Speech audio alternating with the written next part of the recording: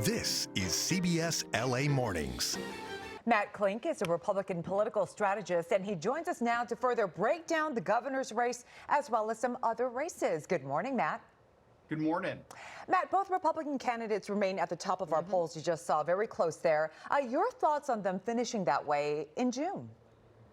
Well, I've been saying that it's mathematically possible, but it's politically unlikely. I think that you're already seeing a concentration in the field.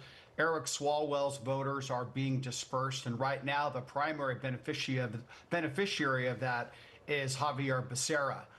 So, I mean, the race is going to crystallize in the next 3 or 4 weeks, but it does look good for the Republicans right now, but I think that will be short-lived.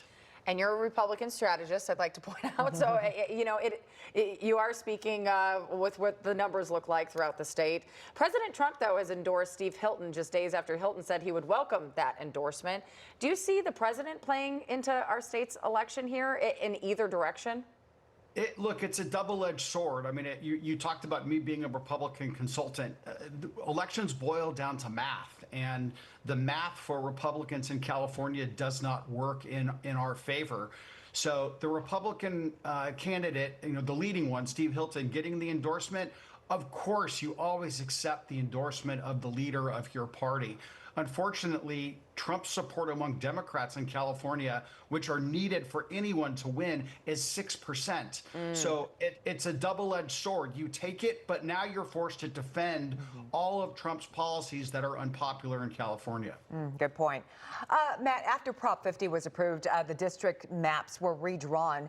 How do you see the new map impacting the U.S. House elections? Well, as you know, the Republicans have a very slim lead in Washington, D.C. right now. I think it's 3 or 4 seats. The average party in power loses 22 seats in the midterm election. So it was always going to be a really good election for Democrats.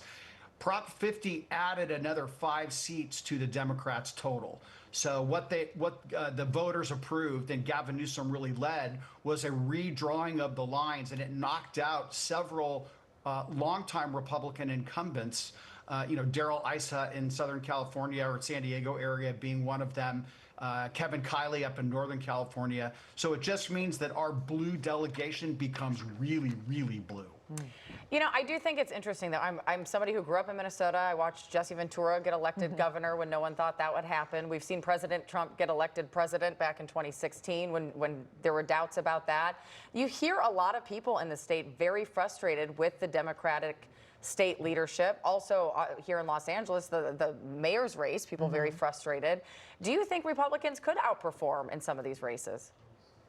They may try to outperform. I just think that the midterm election is going to be really a difficult climate for Republicans. 2024 was a fantastic climate because they were able to nationalize the election and run against a record that Joe Biden had.